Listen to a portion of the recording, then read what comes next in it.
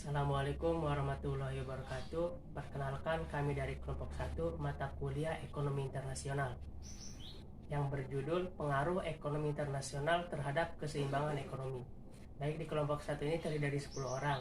Yang pertama saya sendiri Haitami, yang kedua Selvi Sendari, yang selanjutnya ada Hermawan, Putri Eliza, Nanang, In Halimatus Syadiah, Muhammad Rizki, Dian Sari, Galuh Mayreksa, dan yang terakhir adalah Jainuddin. Baik, kita lanjut ke materi dengan judul Pengaruh Ekonomi Internasional terhadap Keseimbangan Ekonomi. Nah, di sini saya akan menjelaskan tentang pengertian ekonomi internasional. Jadi, ekonomi internasional itu adalah ilmu ekonomi yang membahas akibat saling ketergantungan antara negara-negara di dunia, baik segi perdagangan internasional maupun ilmu yang mempelajari bagaimana hubungan ekonomi antar suatu negara dengan negara lain yang dapat mempengaruhi alokasi sumber daya baik antara dua negara tersebut maupun antar beberapa negara. Nah, untuk selanjutnya yaitu adalah pengaruh ekonominya. Nah, untuk pengaruh ekonomi dari internasional ini memiliki pengaruh yang sangat erat kaitannya dengan keseimbangan ekonomi, yang mana dapat mempengaruhi keseimbangan supply dan demand, nah, pendapatan nasional dan aspek mikro perusahaan. Nah, pengaruh ini tersebut akan berdampak positif jika suatu negara ikut berpartisipasi sebagai pelaku dalam menyediakan kebutuhan yang mampu bersaing dalam segala aspek, dan akan berdampak negatif apabila hanya terlibat sebagai pelaku yang mengkonsumsi saja. Selanjutnya saya Selvi Sendari akan menjelaskan tentang pengaruh aspek ekonomi internasional. Pengaruh yang pertama terhadap pendapatan nasional. Ditinjau dari perhitungan dan pendapatan nasional secara teoritis, perhitungan pendapatan nasional berdasarkan pendekatan pengeluaran. Contohnya, bila terjadi apresiasi falas, maka harga impor kendaraan dan spare partnya dari luar negeri akan menjadi lebih mahal. Hal ini tentu akan dapat mengakibatkan kenaikan biaya transport yang akan mempengaruhi pendapatan dan pengeluaran perusahaan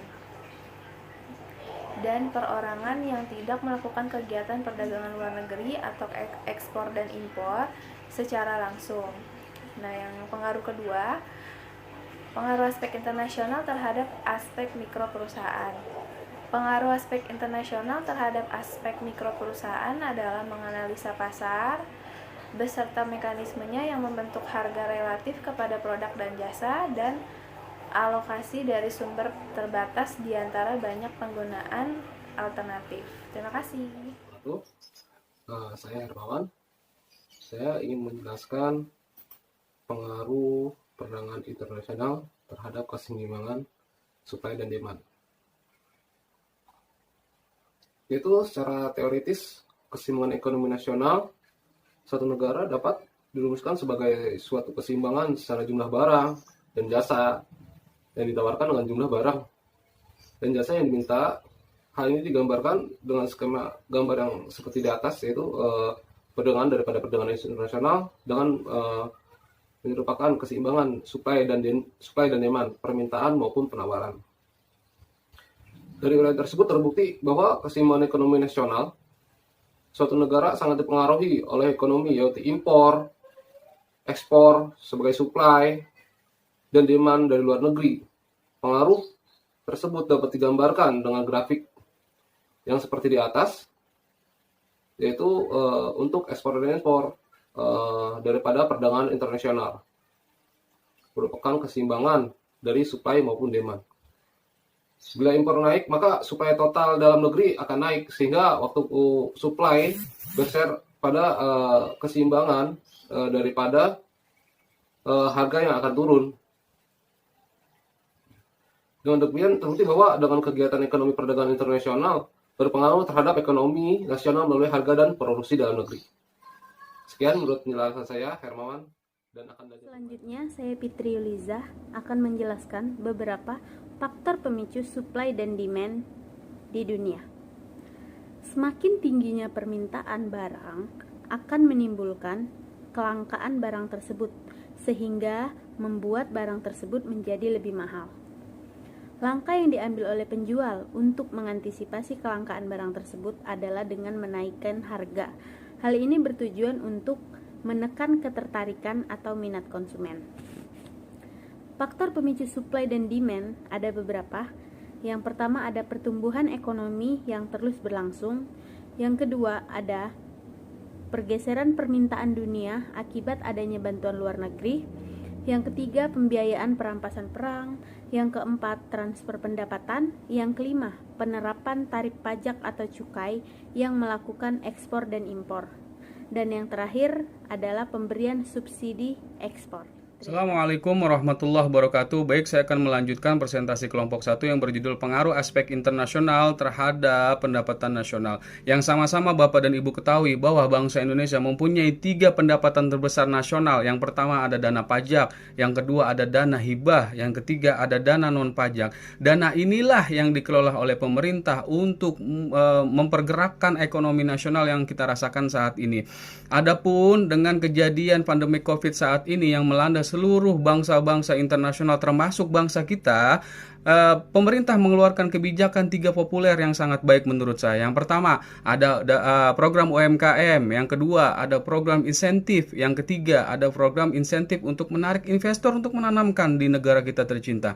Semoga 3 hal inilah yang dikembangkan diinisiatif oleh pemerintah untuk dapat menarik investor dari luar sehingga ekonomi kita menjadi lebih baik, lebih bagus agar semua masyarakat Indonesia merasakan hal ini.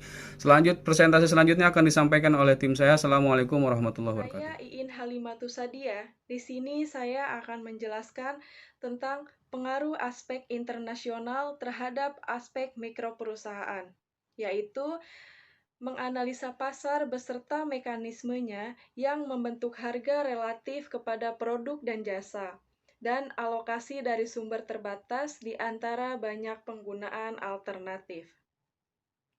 Aspek mikroperusahaan menganalisa kegagalan pasar, yaitu ketika pasar gagal dalam memproduksi hasil yang efisien, serta menjelaskan berbagai kondisi teoritis yang dibutuhkan bagi suatu pasar persaingan sempurna. Bidang-bidang penelitian yang penting dalam ekonomi mikro meliputi pembahasan mengenai keseimbangan umum, keadaan pasar dalam informasi asimetris, pilihan dalam situasi ketidakpastian, serta berbagai aplikasi ekonomi dari teori permainan.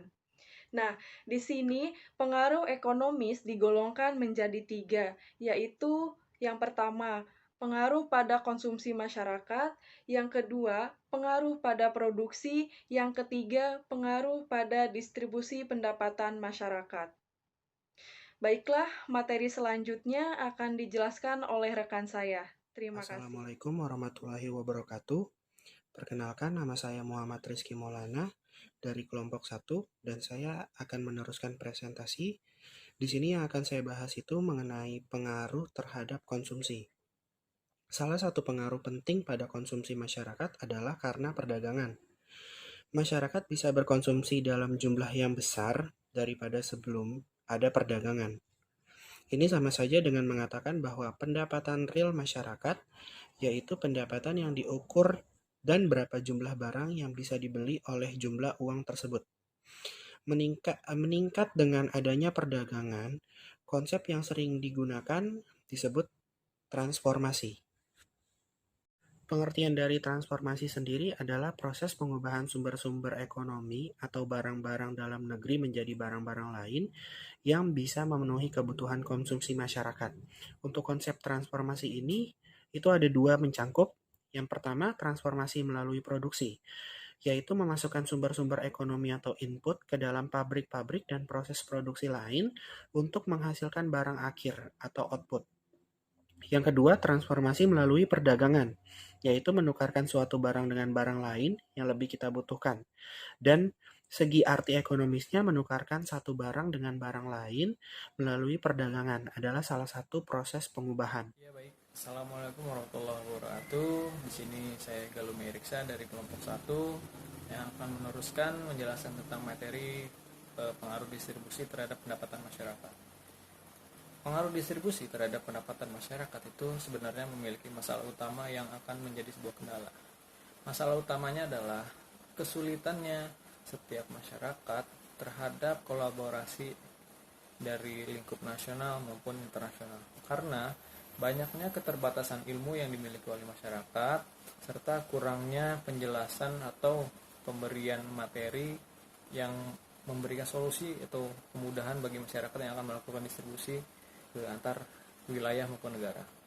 Nah, di sini dalam hal distribusi terbagi menjadi 3 segi yang dapat kita lihat. Yang pertama, distribusi antar wilayah. Antar wilayah tersebut mencakup yaitu antar wilayah provinsi, baik dari barat, timur, utara, maupun ke pusat. Untuk yang kedua, dapat dilihat dari segi wilayah antar kota maupun pedesaan ataupun kampung. Nah, untuk yang ketiga bisa dilakukan dalam hal distribusi tersebut antar negara. Nah, di sini antar negara tersebut yang menjadi titik sulit bagi masyarakat di nasional kita. Tetapi apabila dapat terciptanya distribusi antar negara atau secara internasional, ini dapat mengakibatkan sebuah keuntungan bagi negara tersebut atau negara kita dan juga pendapatan bagi masyarakat. Karena apa? Selain dari sisi keuntungan baik keuangan, di satu lain akan keuntungan menjadi sebuah kolaborasi atau pertemanan yang cukup baik dalam hal sektor ekonomi setiap antar negara.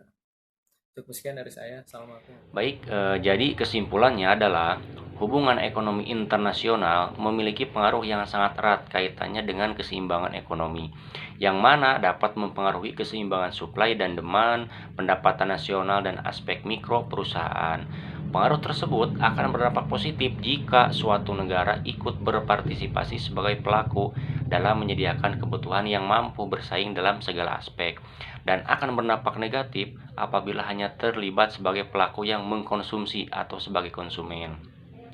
Adapun pengaruh ekonomi internasional terhadap ekonomi memiliki 3 aspek penting, yaitu poin pertama, pengaruh aspek internasional terhadap keseimbangan supply dan demand. Yang kedua, pengaruh aspek internasional terhadap pendapatan nasional. Dan yang ketiga adalah pengaruh aspek internasional terhadap aspek mikro perusahaan. Baik teman-teman, mungkin cukup demikian presentasi dari kelompok kami. Semoga apa yang kami sampaikan bisa menjadi bermanfaat bagi kelompok kami khususnya, dan umumnya bagi yang mendengarkan presentasi dari kami ini. Jaga selalu kesehatan dan selalu bersyukur atas apa yang kita dapatkan hari ini. Terima kasih. Wassalamualaikum warahmatullahi wabarakatuh.